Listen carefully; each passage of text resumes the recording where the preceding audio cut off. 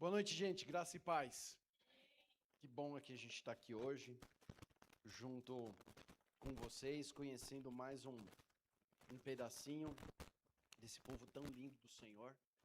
E é bem o que o Farias falou. A gente já tem um conhecimento. Acho que até antes da pandemia, você foi um dia lá ministrar uma palavra num culto de homens, né? Pelo Jonadab. E a gente se conhecia. Mas agora a gente tem caminhado muito mais próximo. E para mim, pessoalmente, tem sido maravilhoso. E eu voltei a ter o contato com o Farias exatamente por um convite de um amigo nosso em comum, o pastor Gabriel, para ir lá no grupo da Zona Sul, conhecer o Frank também. O pastor Frank que é uma bênção também, tem sido próximo da gente, tem ajudado a gente em alguns projetos sociais que a gente tem lá na comunidade. E aí Deus vai levando a gente. Vai levando a gente e eu até brinquei com o Farias. Poxa, Farias, no sábado você traz o jogo da Série A, no domingo você traz o jogo da Série B, né? Não faz isso, poxa vida. Eu tô aqui hoje acompanhado com a Simone, que é minha esposa. A gente é casado também, já faz... Esse ano a gente faz 30 anos de casado. A gente tem duas filhas.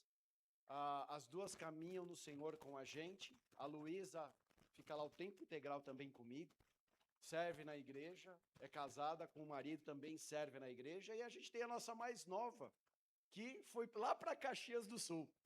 Ela é missionária junto com o marido, elas ficaram 2 anos na companhia de Si, de artes, né? O conhecido Giovanni Si.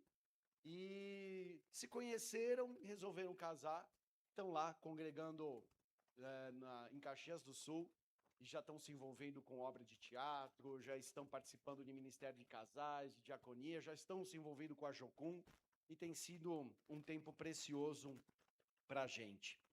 O Farias me deu essa liberdade de a gente estar aqui hoje falando um pouquinho com vocês. E é uma honra para estar com vocês aqui nesses 26 anos de Comunidade Rosana.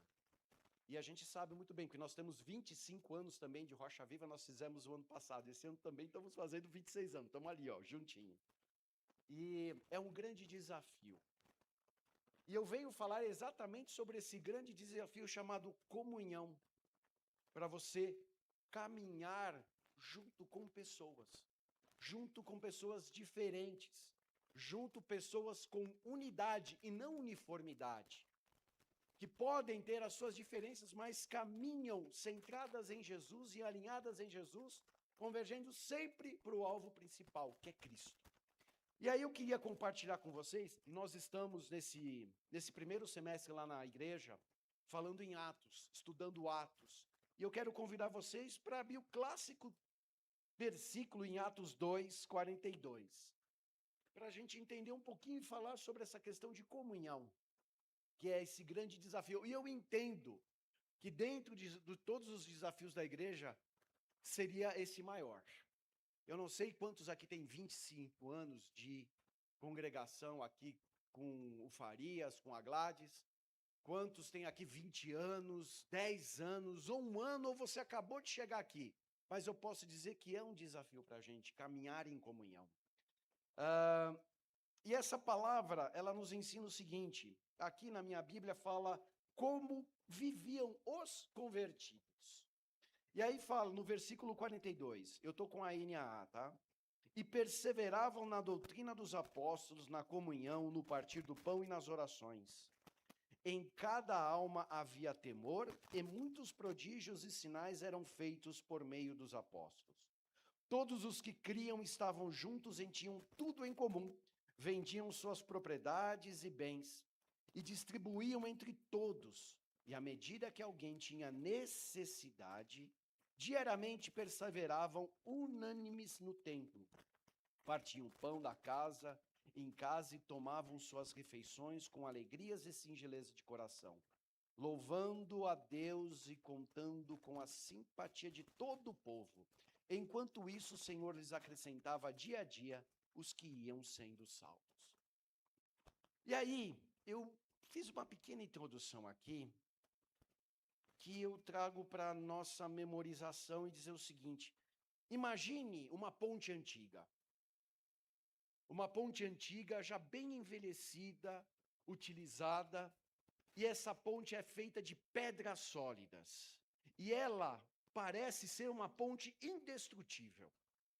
Mas ao chegar perto, você percebe que o que mantém ela de pé não é cimento, não é argamassa, mas é o encaixe de uma pedra à outra. E esse encaixe, ele sustenta uma ou outra, para que ela não desabe. Se uma pedra, porventura, ela decide ser independente, o que acaba?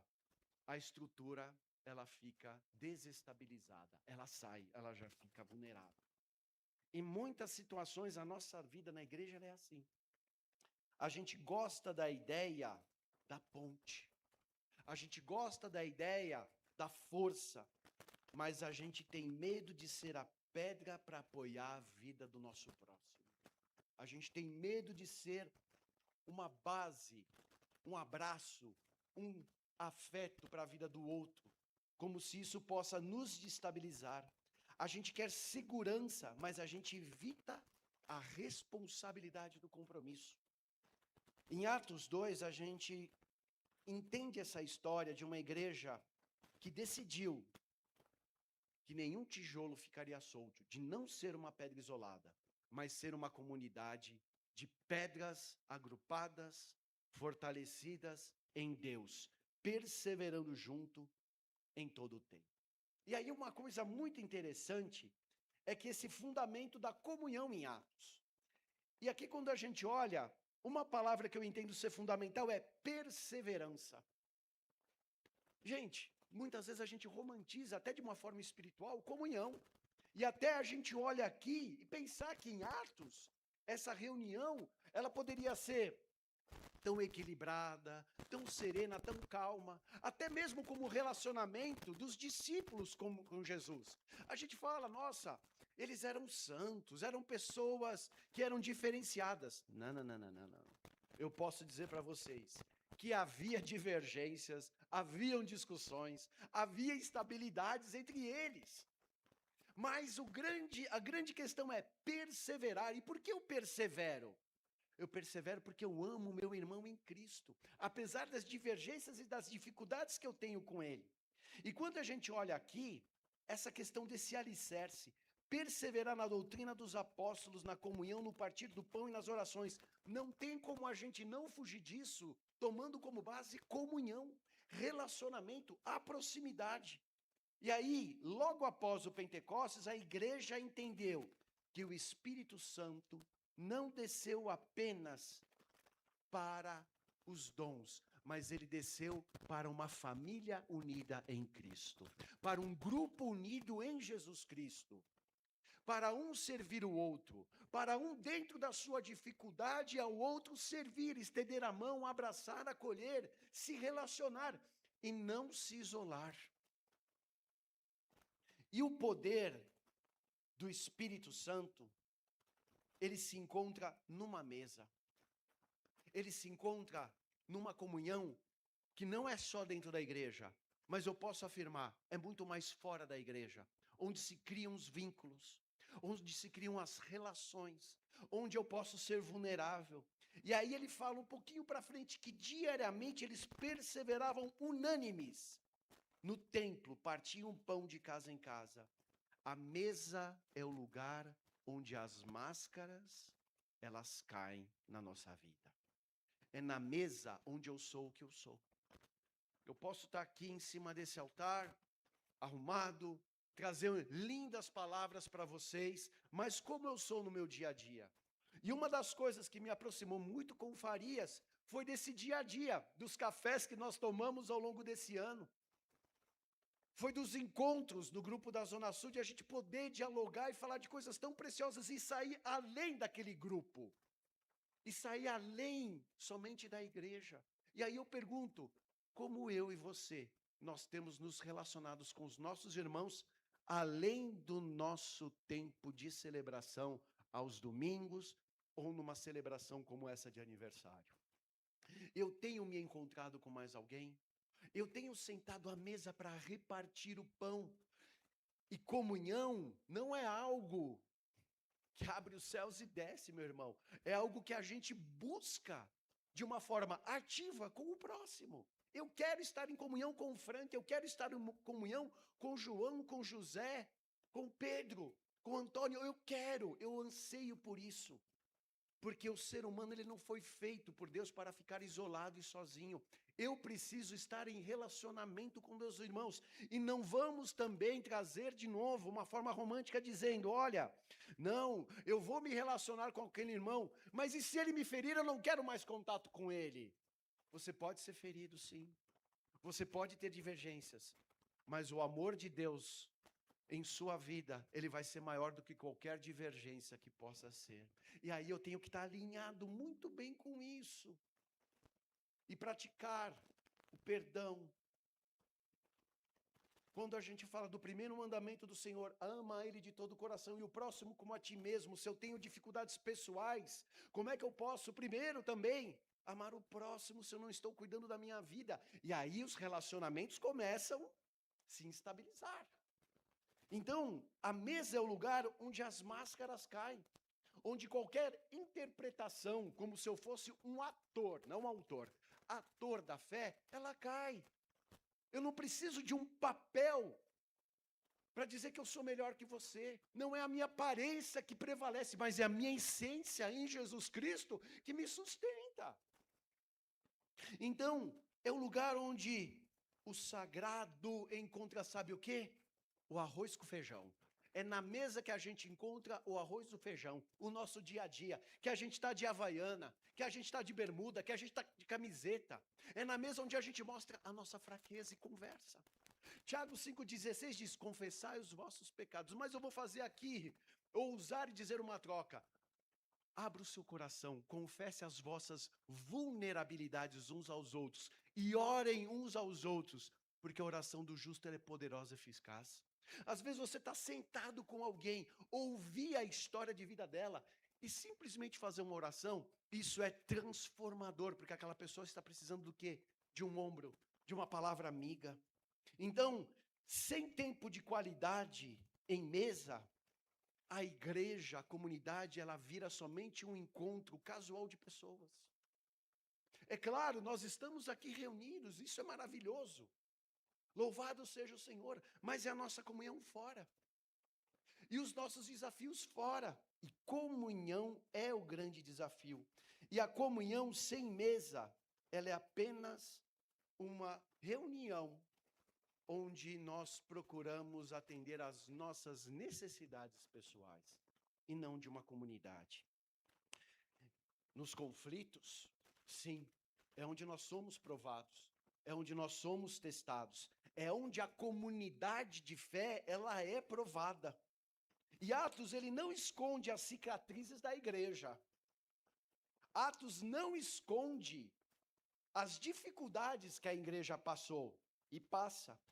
Mas a igreja amadurece resolvendo questões com maturidade espiritual em Jesus Cristo, centrando em Cristo à luz da Bíblia, não fugindo deles, mas encarando eles de frente. E aí a gente pode lembrar a integridade lá em Atos 5 de Ananias e Safira, que mentiram. Não deram o valor total da venda daquele terreno. Então a gente olha assim, a comunhão, ela exige verdade, ela não exige performance, ela exige autenticidade, ela não exige performance. Uma gestão de cuidado, as viúvas gregas foram esquecidas em relação às viúvas hebraicas. Mas aí houve uma reparação, levantaram os diáconos, e aí eles deram suporte, mas mesmo assim ainda teve um entrevero lá com Estevão, e armaram toda uma situação. E as diferenças em Atos 15, o debate sobre as leis, no primeiro concílio que teve, a lição de uma igreja madura que coloca a vontade de Deus acima de todas as coisas. Então, as divergências vão existir nessa caminhada. E eu tenho certeza, sem o Farias me falar, mas ao longo desses 26 anos, houve divergências. Mas o grande desafio é permanecer juntos em unidade em Cristo. Uniformidade é um padrãozão, é um rótulo que coloca. A gente foge disso. Mas a unidade, o Cristo é o mesmo. A gente pode dialogar, mas com sabedoria no Senhor. E aí, gente, tem uma coisa que é muito importante que faz uma comunidade permanecer. O poder da vulnerabilidade. o poder em abrir o seu coração e demonstrar quem você é verdadeiramente, independentemente de. E aí, o maior segredo, se a gente pode olhar aqui, além dessa questão da perseverança, em Atos 2, 44, 45, é que eles tinham tudo em comum. Mas para que eles tivessem tudo em comum, não era questão do recurso, mas era questão de ser vulneráveis. Para receber o partir do pão, para serem abençoados, eles tinham que dizer, eu estou precisando de ajuda. Ei, será que a gente tem levantado a nossa mão e dito, eu preciso de ajuda? Eu acho muito interessante na Fórmula 1, se bem que eu não acompanho tanto mais, porque até hoje a semana a gente estava falando, perdeu muito essência. Mas na década de 80, 90 e até o começo dos anos 2000, era legal assistir. Mas uma coisa que chama na Fórmula 1, eu acho que isso até hoje. Você alinha o grid, todos os carros. Se um der problema e levantar as mãos, não tem largada. A gente tem que ser como esse grid.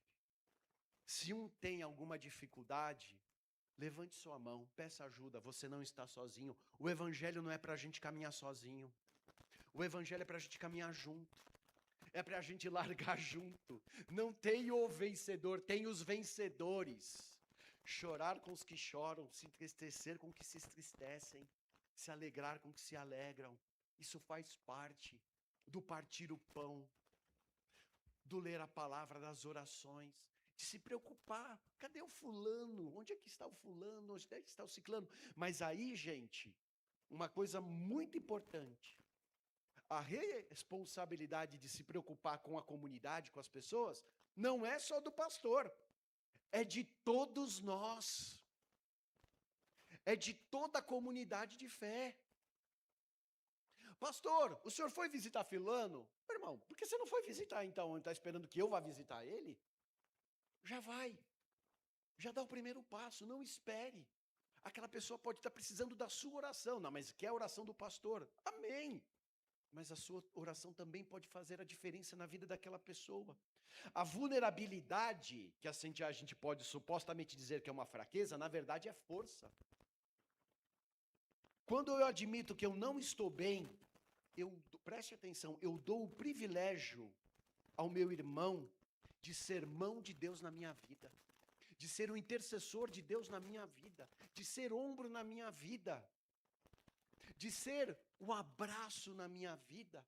E na contrapartida também, eu posso ser abraço na vida do meu irmão, eu posso ser ombro na vida do meu irmão, e incentivar isso é coisa que torna o Espírito Santo de uma forma prática em nossa vida, com ações efetivas, não somente de ouvir, mas de praticar, não apenas uma teoria. E aí, gente, muitas vezes, a nossa aparência, a nossa vaidade, a nossa máscara, a nossa interpretação impede de a gente abençoar a vida de uma pessoa estendendo a mão, ou receber esse estender de mão. Por quê? Quando a gente demonstra a máscara dizendo que a gente está tudo bem, não está tudo bem. E muitas vezes a gente se habitua como igreja, eu sei porque é lá na comunidade. Pai do Senhor, meu irmão, Pai do Senhor, tudo bem, tudo bem. Mas será que está tudo bem efetivamente? Será que você não está precisando de um tempo de escuta, de acompanhamento, de acolhimento fora da igreja? Sentar numa padaria e tomar um café? Ir fazer uma visita na casa do outro? Acolher, abraçar. A gente tem passado por tempos de muita aceleração nos últimos anos. Pós-pandemia, então a gente ouvia na pandemia, nossa, mas quando encontrar o Frank eu vou dar um abraço nele. Eu encontro o Frank, eu nem quero dar um abraço nele. Porque parece que eu me isolei cada vez mais. Se revelou comportamentos de realmente quem a gente é. E como é que a gente se relaciona com isso? Eu estava lendo um devocional do pastor Ricardo Barbosa, que ele fala sobre sabedoria e perseverança. E ele pega o Salmo 90, 12, que diz assim: ensina a contar os nossos dias, para que alcancemos um coração sábio. A convivência numa comunidade exige um coração sábio. Contar os dias não é simplesmente contar a quantidade de dias que nós temos, mas contar e saber narrar como Deus age nesses dias em nossa vida e por nossa vida e através de um irmão em nossa vida. De poder contar as belezas do que Deus faz no nosso viver. E compartilhar isso. E a sabedoria é entender que a nossa vida, gente, é breve. A nossa vida é momentânea. E a gente tem uma falsa sensação de imortalidade. Porque a gente pensa que a gente jamais, as cortinas do espetáculo da vida vão se encerrar. Mas eu vou dizer, em algum momento ela se encerra. E isso é fato. Mas como é que eu vou viver durante esse tempo aqui? Como é que eu vou me relacionar com o meu próximo? Como é que eu me relaciono com Deus? Então, se a vida ela é breve, não vale a pena gastar com coisas pequenas, desnecessárias, que envolvem o nosso viver em comunidade. E eu falo essas coisas pequenas e desnecessárias, às vezes conversinhas de corredor, falacinhas para cá e para lá. Isso não é saudável para nenhuma comunidade, pelo contrário. Isso corrompe e sabota muitas vezes o ambiente da igreja. Ah, eu vou lá no Espaço Rosana, vou lá na comunidade, eu vou ver o Farias. Ih, o Farias. E eu encontrei hoje o Frank. Ih, o Frank, misericórdia. Não é assim. Muitas coisas da nossa vida, porque são questões pessoais, a gente sabota o ambiente espiritual da igreja com a gente. E o que faz a gente estar aqui? Por que eu estou aqui? Faça essa pergunta para você hoje. Por que eu estou aqui hoje? Eu venho dividir com Farias algo precioso de 26 anos, amém. Mas o que faz na essência eu estar aqui hoje? E a perseverança, o pastor Ricardo, ele fala assim, diz que é o caminho apertado nessa estrada da vida que nos coloca lado a lado. Perseverar na comunhão é decidir não desistir das pessoas quando elas nos decepcionam. Perseverar na comunhão. Você necessariamente não precisa andar com essa pessoa, mas uma reparação, um pedido de perdão, um estender a mão, uma reparação se faz necessário para que você viva melhor. E eu peguei alguns autores aqui cristãos também e fiz alguma comparação sobre algumas vozes que a gente pode dizer assim dos dias atuais sobre essa questão da comunidade, sobre essa questão da viver em comunhão. E o pastor Tim Keller, ele fala que a comunidade cristã é o lugar onde a pessoa que você menos deseja estar é aquela com que você mais precisa estar. É difícil? Sim, mas é isso que nós estamos aqui, para viver em comunhão. Não viver somente com as pessoas que a gente tem afinidade. Será que você não pode ser provocado pelo Espírito Santo a ter afinidade com alguém que você pouco se relaciona dentro da sua comunidade? Olhe para quem é diferente de você na igreja, se relacione com ele. Amarás o próximo e amar o outro, esse é o grande desafio. O outro que é diferente, o outro que talvez mora um pouco distante de você, mas esse é o nosso desafio. O pastor Russell Shedd, ele disse que a igreja sem comunhão é como um corpo sem articulações. É como se fosse só uma cabeça, sem os membros. Ou seja, não vai para lugar nenhum, fica estagnado. E aí, se a gente não tem vínculos profundos como irmãos, nós estamos travados. E aí a gente precisa buscar relacionamento em casas, café, fora da igreja. Porque é o que nos sustenta, é o que nos mantém em fé. É o que nos mantém em pé, aliás. E John Wesley, ele escreveu que a Bíblia nada sabe sobre uma religião solitária. Nós temos aqui um versículo. O que diz nesse versículo aqui em Efésios 6:10? Fortalecei-vos. Ele está falando fortaleça? Se fortaleça, ele está falando fortalecei-vos. Paulo está falando para um grupo de pessoas. E a grande maioria dos ensinos da Bíblia se fala sobre grupo de pessoas. Então, desmonte uma prática talvez do seu andar sozinho dentro da igreja. Construa comunhão. Talvez você se feriu historicamente e você anda sozinho. Mas sempre há uma oportunidade Não para você ser melhor dentro do seu modelo, mas para você ser diferente, vivendo o novo de Deus na sua vida. E isso é muito precioso. E aí, para a gente ir já para a parte de encerramento, quais são os caminhos práticos? Mas o que eu faço depois disso que eu ouço? A gente tem que praticar. A gente tem que realmente, mas o meu dia é corrido, Danilo. Mas se você precisar, eu tenho certeza que alguém vai estender a mão para você para te ouvir. Então, por que a gente não tem essa contrapartida? De também estender a mão. Então, faça o seguinte: comece a praticar a hospitalidade, mesmo numa mesa fora da sua casa. Convide alguém. Ouça a história dele. A gente acabou de ouvir a história do Farias e da Gladys, lá em 29 de fevereiro, 34 anos atrás. Você já parou para contar sua história de vida para alguém? Danilo, mas a minha história é dolorosa, não tem problema. A pessoa não vai ter talvez nenhuma resposta, nenhum conselho para melhorar, mas ela vai te ouvir e eu vou te dizer, ela vai orar para você. Ela vai orar por você. E eu te garanto que vai começar a construir uma afinidade. Vai começar a construir uma comunhão sincera e verdadeira, para que também você ouça a história de vida dessa pessoa. Faça uma mesa que seja intencional. Convide alguém que você pouco se relaciona ainda essa semana. Pode ser da igreja. E também pode ser alguém do seu trabalho, do seu convívio, que está passando por um momento difícil que você precisa e você está sentindo de Deus de estender a mão para aquela pessoa.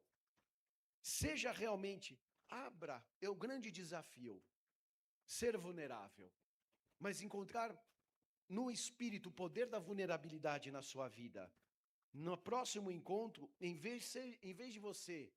na próxima vez que você encontrar essa pessoa, ao invés de você dizer, está tudo bem, a paz do Senhor, diga, meu irmão, a paz do Senhor, mas você tem uns segundinhos para me ouvir depois do culto? Tenho. Tem essa contrapartida. E aí, gente, quando a gente olha para o livro de Atos, nós precisamos desconstruir uma ideia. A igreja primitiva não era poderosa porque seus membros eram super-heróis. Não eram pessoas perfeitas. Ela era poderosa porque eles eram numa unidade em Jesus Cristo. E eles entenderam que o Espírito Santo não habita em prédios, mas ele habita em nós. Nós somos templo e habitação do Espírito Santo de Deus. E quando a Bíblia diz que o Senhor lhes acrescentavam diariamente os que iam sendo salvos, ele não estava matriculando aquelas pessoas numa instituição religiosa, mas ele estava chamando aquelas pessoas para uma família unida em Cristo Jesus. E há um convite para mim e para você, para verdadeiramente nós não estarmos na igreja, mas para nós sermos igreja, aonde nós estivermos. Na nossa casa, com as nossas dificuldades, nas nossas atividades profissionais, com os nossos desafios, dentro das nossas casas, enfim, na nossa vida, há um grande desafio, uma convocação para todos nós, para sermos comunidade de fé, para sermos a igreja realmente, aonde nós estivermos. E se hoje, talvez você se sinta cansado, sobrecarregado, enfadigado, entediado com a rotina de apenas ir na igreja, estar na igreja, há um convite do Espírito Santo. Pare de ir à igreja e comece a ser igreja a partir de agora. Comece a ser realmente a igreja de Jesus. Testemunhe do Espírito Santo, do poder do Espírito Santo. Não é um poder de super-herói, mas é o poder do Espírito que tira todas as nossas forças e potencializa as nossas vulnerabilidades para que a gente estenda a mão um para o outro e caminhe na graça, no amor e na paz do Senhor Jesus. E a comunhão, ela não acontece simplesmente por uma mágica, algo místico. A comunhão acontece de forma intencional e desafiadora. Eu quero estar. Eu lembro que assim, eu queria voltar a conversar com o Farias. Mas porque o Farias não, porque é o Farias. Eu quero ter relacionamento com o Frank porque é o Frank. Porque são pessoas que nós devemos nos envolver, que nós devemos abrir o nosso coração. Então, o desafio para nós de uma forma prática, esse é o desafio, de a gente tirar as nossas máscaras. E a vulnerabilidade é a chave que abre a porta da cura para a nossa vida. É a chave que abre a porta enquanto a gente finge ser aqui gente quem não é, mas que nós precisamos ser realmente quem nós somos. Abra a sua casa. Eu e a Simone temos um testemunho precioso. Nós fomos feridos na nossa comunidade há 10 anos atrás. Principalmente eu. A um ponto de quase por um fiozinho sair da igreja. Por alguns motivos pessoais. E eu entendi que o grande motivo da saída era eu mesmo. Eu me feri. E aí nós nos fechamos por várias situações que aconteceram. Um dia eu conto melhor isso para vocês. E quando a gente se fechou, a gente se isolou. Nós já moramos em alguns condomínios e a gente nunca tinha amizade. A gente nunca conversava com o vizinho da porta. Pós a pandemia, há cerca de 3, 4 anos a gente está entrando agora, né? A gente voltou a ter um trabalho chamado Pequenos Grupos na igreja. E nós fomos um dos primeiros. E no começo foi um desafio. Hoje, a gente tem pelo menos de 3 casais, olhando assim no geral, mas tem umas 7 pessoas que são do nosso próprio condomínio, a gente gerou amizade, gerou relacionamento, gerou comunhão, até o ponto, quem aqui tem cerca de 20 anos como eu, vai entender o que eu vou falar.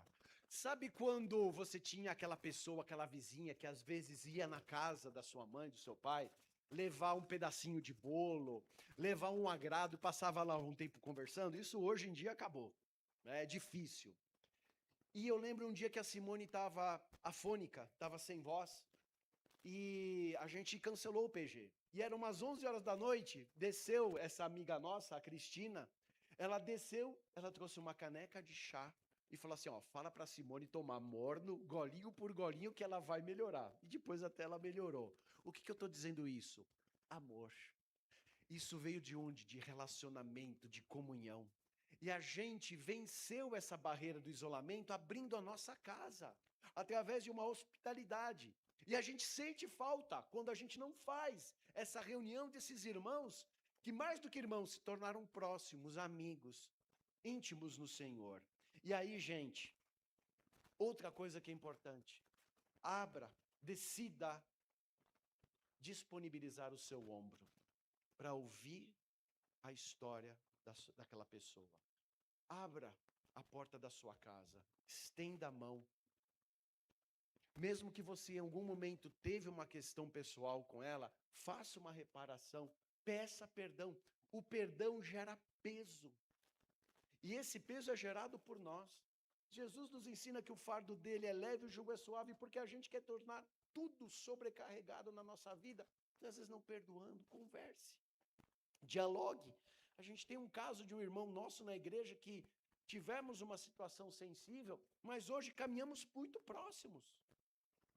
Claro que não necessariamente isso pode acontecer, mas é importante você caminhar livre, leve na presença do Senhor. E aí, gente, a escolha por tudo que eu possa ter falado aqui, palavras, frases e essa conversa que a gente está tendo aqui agora. A opção e a escolha é individual de cada um. É sua. A decisão de começar a ter essa mudança de modelo, de comunhão, é sua, é pessoal. A igreja que o mundo precisa ver é aquela onde o perdão é mais rápido que a condenação, que o julgamento. Onde a dor de uma lágrima de todos é a dor de uma lágrima de todos e não de um só. E onde ninguém é deixado para trás. E como essa reflexão que o pastor Ricardo Barbosa escreveu, a jornada da fé nunca é solitária, ela é coletiva. A gente se reúne aqui para ter uma adoração coletiva e nós precisamos um dos outros para não estarmos sozinhos nesse caminho estreito. E aí é o meu convite para você, não saia daqui hoje apenas com informações, use elas como prática da sua vida a partir de hoje. Coloque na sua mente, no seu coração, que a partir de hoje, algumas coisas vão romper em diferente na sua vida, para que você viva o novo de Deus nessa caminhada, nessa frente que o Espírito Santo está nos conduzindo.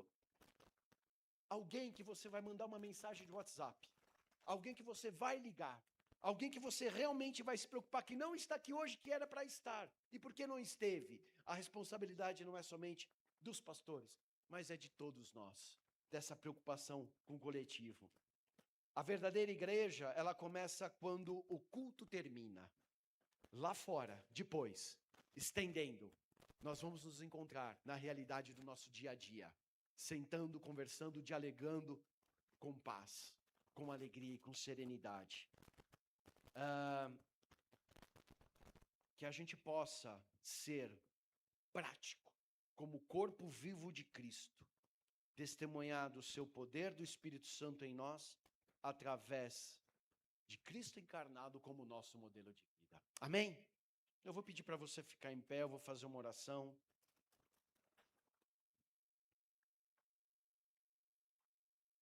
Feche seus olhos. Se tudo que a gente falou hoje aqui possa fazer sentido na sua vida, que seja um passo para você, que seja algo precioso para você, que a gente não guarde somente para nós, mas que também a gente possa colocar em prática e a gente possa viver na essência e de uma forma real essa verdadeira comunhão, que é o grande desafio de toda a comunidade de fé. Deus, ensina-nos